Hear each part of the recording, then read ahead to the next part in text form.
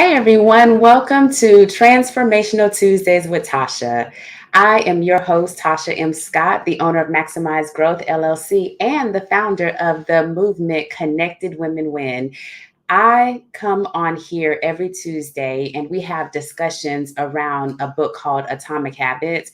But for the first part of this, I wanted to kind of take a step back and do a quick review, but also tell you why am I doing this? For myself, I've been on a transformational journey that started probably during COVID or before. And one of the things that when my own transformation started, as an entrepreneur, I found myself in a stuck place. I found myself in a place where even while I was doing business, I didn't know who I needed to be when I showed up. So even though business was still going on for me, I didn't show up here in this space. I didn't show up doing videos, and I was doing videos several times a week. But I didn't show up here in this space because I didn't feel me. I didn't know who I was in the transformation. So I put it off. I procrastinated. And even with my team, we would make plans and I would always put it off. But then one day I told my team, I said, you know what? I just need a space where I can just show up and be just me, just Tasha. So I created this Instagram channel. And again, this is in my transformational journey. I created this Instagram page and I called it just underscore Tasha 2.0. And what I've been doing on this page is I've been sharing my personal journey of transformation.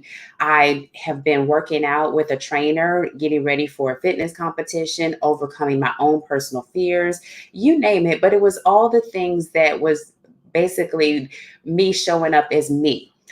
Didn't have anything to do with business, but I found something out while I was doing this. I found out that my clients in business were watching this. I had people when I would go out say, "You're inspiring me, Tasha.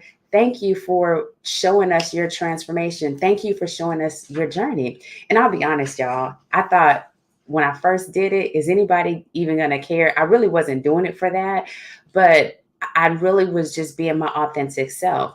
And so when I started noticing again the influence, I said, you know what? Coming into this year, I said, I want to do something on purpose. Not to say that wasn't on purpose, but I said, I want to tie this into the business and do it on purpose.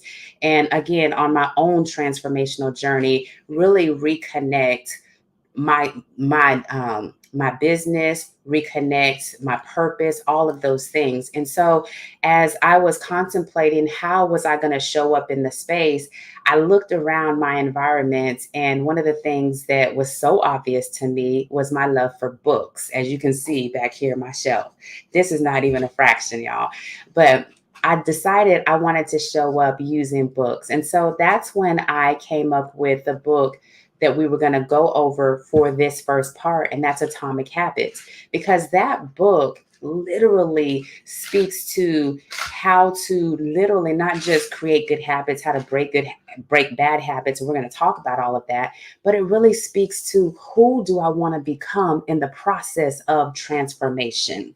And so tonight is episode 7 that we have started since starting this in February. But before we dig really deep into each of them, again, I love interacting with people. So thank y'all for tuning in. Sandra, you are always one of the first people on here. Thank you for tuning in every week, and thank you for your engagement. Miss Judy, so good to see you on here tonight. Thank you. Well, I want to kind of take us another step back and just do some reviews before we talk about our main topic tonight, and that is how to break bad habits. I want to do a review for our previous ones, just in case there's someone on here who maybe you are just coming in for the first time with us, or maybe you've missed some episodes. So when we first started this book, the first chapter we talked about was the surprising power of atomic habits. We should aim for tiny changes 1% improvement to build better habits. That was our focus of that, to say it doesn't have to be this big production. It's about just doing one thing, taking one step, one day at a time, and improving in 1%. And we talked about how powerful tiny changes really are to get on the path to becoming successful with our habits. The second chapter, we talked about how your habits shape your identity, or vice versa. And we really uncovered that true behavior change is identity change. And I loved when Mr. Clear, the author of this book, James Clear, he challenged us and he said, we have to decide on the person that we want to be. It's not just enough to create a goal or just to say, I want to start a new habit. He said, you have to decide the person that you want to be, because at the end of the day, your identity is the thing that's going to fuel whether you're going to stay consistent with those habits. And he said, once you decide the person that you want to be, whether he gave some examples, let's say you you want to create a good habit of working out. He said maybe the person you want to be is an athlete. So what does an athlete do to maintain healthy habits? That's just one example. He said, once you decide who you want to be, then you have to prove it to yourself with small wins. And that goes back to the 1% improvement. He talked about this guy in this chapter who was biting his nails. And he said he had a really bad nail biting habit. And so one of the things that he did is he asked his wife to book an appointment so he could get a manicure. So he went and started getting his nails done. And once he started getting his nails done, he started noticing how his hands started improving. They looked better. And he started taking pride in how good his hands were looking. So he stopped the nail biting habit because now he took pride in how well they look. And this is one of the things that Mr. Clear says. He says, when your pride is involved, you will fight tooth and nail to maintain healthy habits. That was pretty powerful. The third chapter he talked about was how to build better habits in 4 simple steps. And he talked about 4 things. He said there was cue, and he said cues trigger the brain to initiate a behavior. He said, then there's craving. Craving is the motivational force behind every behavior. Then he says, from there is the response. That's the actual habit that you perform. And then reward, that's the end goal of every habit. So he said the 4-step process of building better habits was cue, craving, response, and reward. And when it comes to the reward, the end goal, he says the first purpose of the reward is to satisfy the craving. Then he says the second purpose is to teach us which actions are worth remembering in the future. Because once our brain basically has a habit ingrained in our brain, it becomes automatic. And so, just to recap this 4-step process, he says the cue actually triggers a craving, which motivates a response, which provides a reward, which satisfies the craving and ultimately becomes associated with the cue. I'm going to repeat those 4 steps: cue, craving, response, and reward. And he used these 4 simple steps throughout the rest of the book. And we're going to uncover these on how to build better habits and how to break unhealthy habits. Then chapters 4 through 7, in what he did was he took these cues and now he started talking about the laws of behavior change. And chapters 4 through 7, he went through the first law of behavior change, and that is make it obvious. Chapter 4, as he introduced us to this law of make it obvious, this was related to cue. And he said, we have to make our old habits obvious so that we can change them. We can't afford to go into avoidance mode if we're going to have atomic habits. And number 5, chapter 5, he said the best way to start a new habit is we have to be specific with our intentions. And one way that we can be specific, he used an example. It's called a simple strategy statement. And I'll give you the formula and then I'll give you my personal simple strategy statement. So the formula, he says, is I will blank. And in this first blank, you insert the behavior. At blank, you insert time. In blank, insert location. So let me share mine with you. My simple strategy statement is I will work out at 9 o'clock a.m. in the morning at 2A Fitness. So this was my simple strategy statement so that I could start building a better habit or fuel my habit of working out. It wasn't just enough to say, I want to be fit. I want to do this. I want to do that. I had to have a plan in place, right? And so, number 6, he talked about motivation is overrated. And this is all about making it obvious still. He said, motivation is overrated. Environment often matters most. And this is what we talked about last week. He used the example of the hospital cafeteria. And he said that they decided in the hospital cafeteria to place water in strategic locations by the register, in obvious places, as well as healthy food. And in the book, he said that the sales of water went up. The junk food sales decreased, the soda sales decreased. And all they did was change the environments and place things in obvious places, and nobody said a word to anybody. And he talked about how we could really benefit from changing our environments so that, give an example, somebody last week said, I need to go get rid of those cookies in my cabinet, right? So that I can get rid of those cookies and maybe place some healthy food so I can make it obvious. So that leads us to tonight.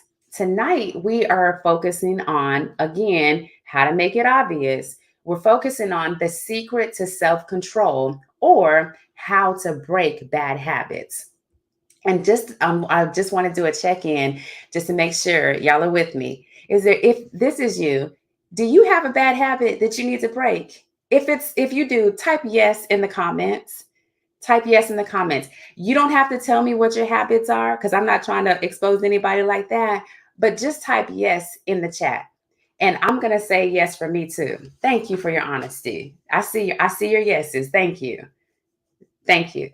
And me too. So tonight we're going to talk about the secret to self-control and how to break these bad habits.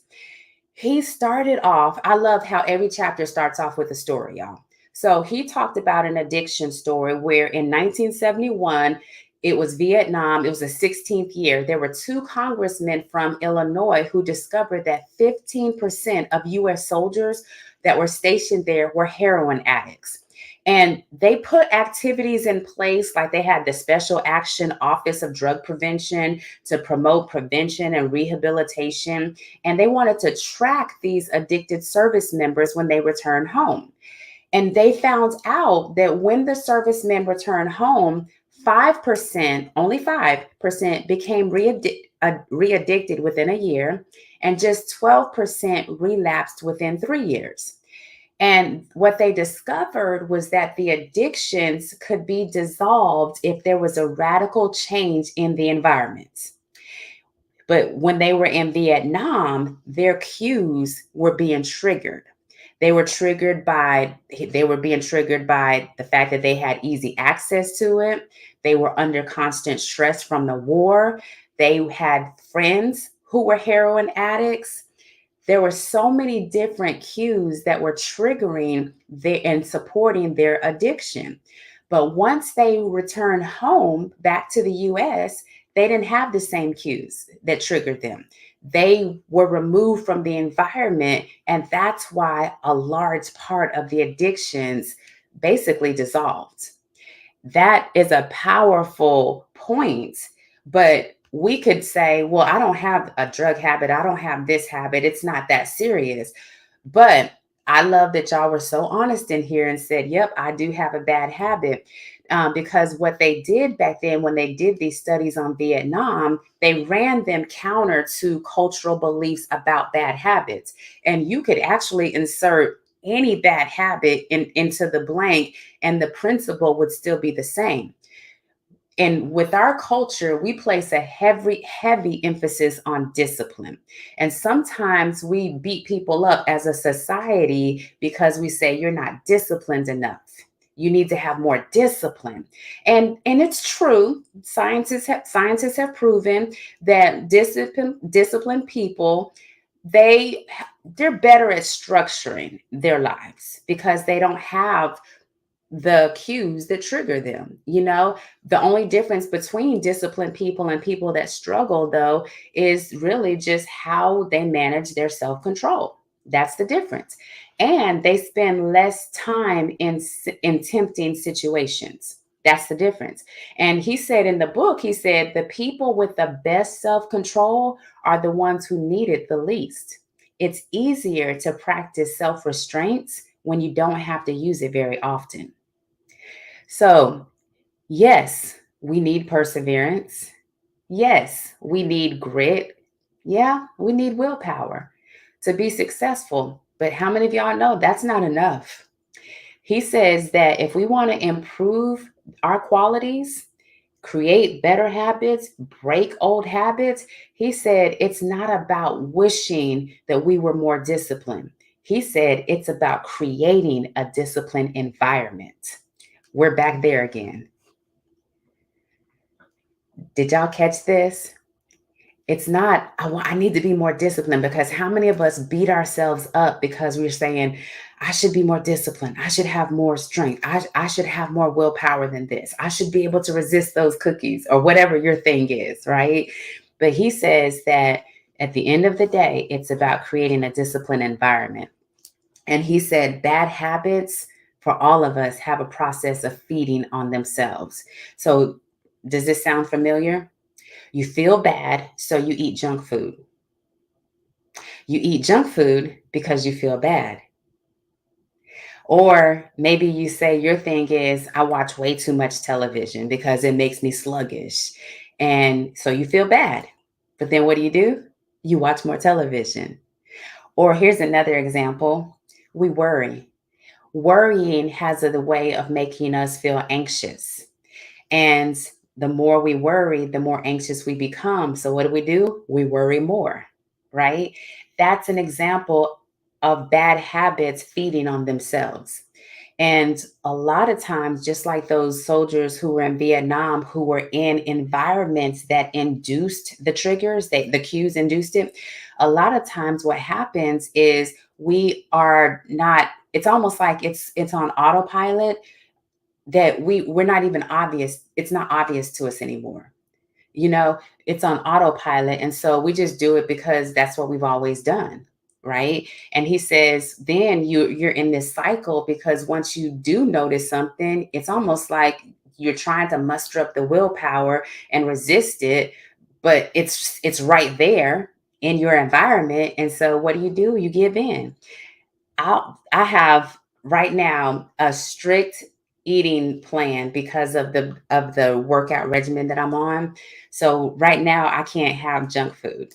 I can't have it. Doesn't say I don't want it.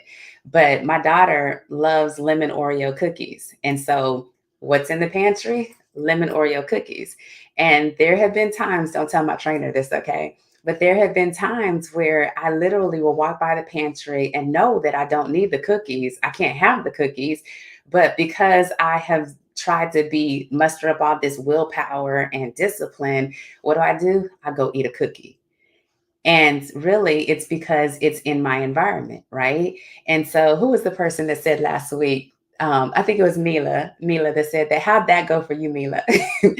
But what he's saying, y'all, is that we can break a habit, but we're not really likely to forget it, you know? And so what we have to do is stop thinking that we are strong like that, when really we've got to just change our environment. He said simply resisting temptation is not an effective strategy.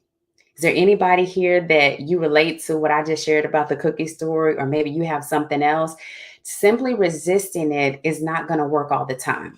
So you can't stick to positive habits in a negative, and negative, that's a perception, right? Negative can be anything where it's something where you say it's just not good for me. It may be good for other people, but it's not good for me in this moment. And see, he said a more reliable approach to cut bad habits, to really cut them, is cut them off at the source. We have to reduce our exposure to the cue. Okay, did y'all catch what I just said? He said if we're going to break bad habits, we have to cut it off at the source.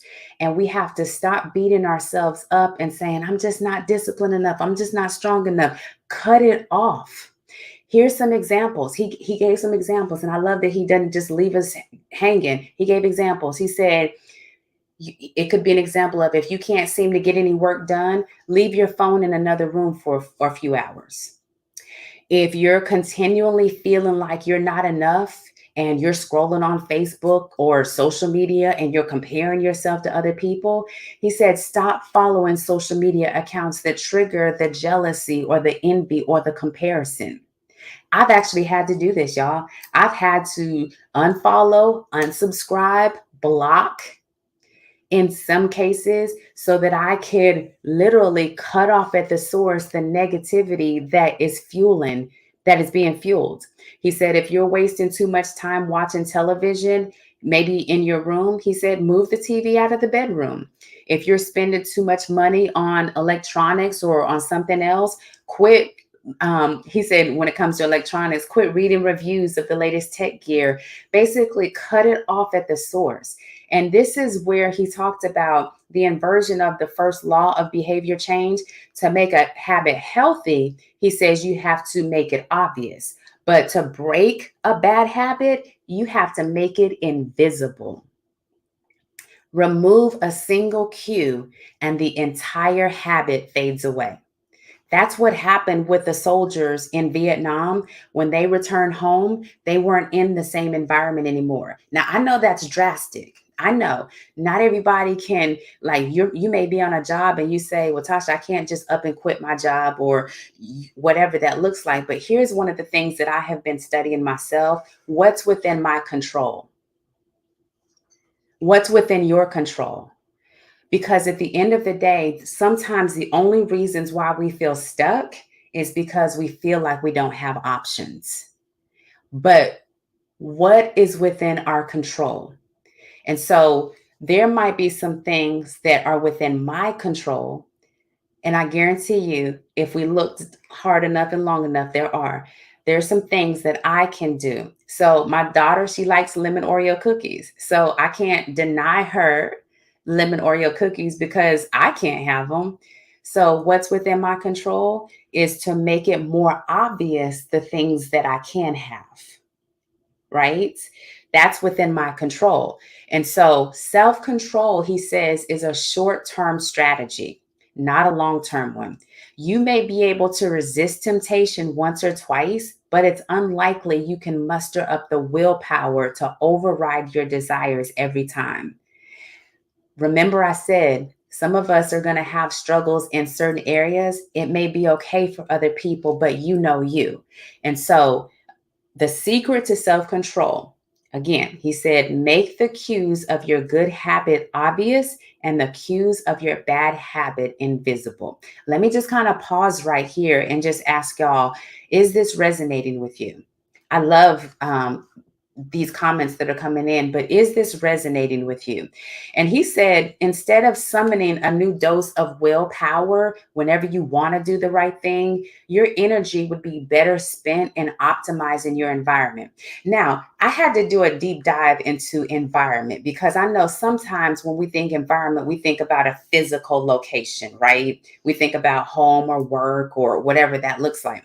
But the Google definition for environment can be defined as a sum total of all the living and non-living elements and their effects that influence human life. So your environment may not always be a physical environment. it could be you subjecting yourself to whatever that looks like. Somebody want to give me an example in here, um, of what you would say a non-living element would be, but this is going to be perspective. This is going to be specific to you. One of the things, let me go here real quick. I love what Sandra's saying here. She said, my sad habit is going to mindless, distracting activities when I'm stressed instead of working through the discomfort. I'm aware of this habitual choice more and more lately. Now I see I can change my environment to support a healthier direction. Art allows me to express the emotion rather than shutting it off. I need to freshen up my art area and pull the table out so I'll see it sooner, and it will invite me to pick up a paintbrush. That will make it an easier choice to move in a healthier. I love that. I love that, Sandra. That's a great example right there. Because yeah, I know I say this all the time at the end of the day, but at the end of the day, we know ourselves. We know ourselves. We know what our triggers are. Nobody has to come and tap us on the shoulder and say, hey, you've got an issue with this. We know, don't we? We know. And so we have to do what's within our control. And again, not just rely on willpower and grit and perseverance, and not just beat ourselves up and say, I should be more disciplined. Sometimes we literally have to do some drastic changes, right? So I want to just kind of give y'all, I've shared some information with you. I want to just kind of give you some things to be thinking about. The first one is more of a reflection question. What will you change in your environment to better serve you? You don't have to answer this in the chat. If you're taking notes from what I'm talking about, write it in your journal. Write it somewhere where you can see this. Because again, if we're going to make it more obvious our healthy habits, we've got to make our bad habits invisible. So here's the reflection question again. What will you change in your environment to better serve you? That's a point of reflection, because I don't want you to just come here to Transformational Tuesdays, hear this information, and don't go do anything with it. So, as you're thinking about what needs to change in your environment to better serve you, I really want you to put some thought into this. And then I want you to move from reflection to declaration. Here's my declaration: I will redesign or restructure my environment to help me in my plan to get rid of my bad habits. I'm going to repeat it. I will redesign or restructure my environment to help me in my plan to get rid of my bad habits. That's a declaration. And so the first one was a reflection question, the second one was a declaration, now a plan of action. How many of y'all like action steps? Okay? So, here's two things. Plan of action. You're going to have to become more aware of your environment to see what cues you can actually eliminate that tend to feed your bad habit.